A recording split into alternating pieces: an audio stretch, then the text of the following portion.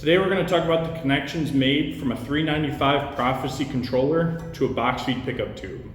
This setup's going to look a little different as we don't have a box feed pickup or a box feed cart right here right now, but the connections are all the same. We're going to work from FM, which is located here at the back of the controller, and we're going to put that 8mm blue air line to the middle of the pump.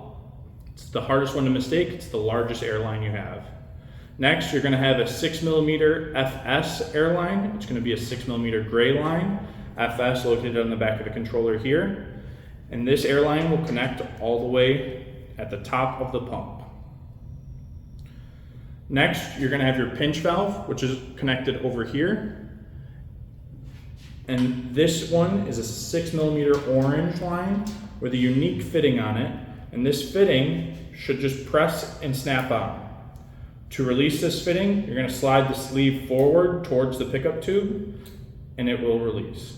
So you just need to add a little bit of pressure and it should snap on. The last fitting we have is a 6mm fluid air line. This is a 6mm white line. This 6mm white line connects at the pickup tube at the bottom.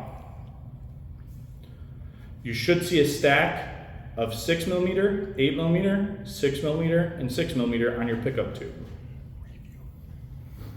These are the connections made from a 395 Proficy controller to your pump.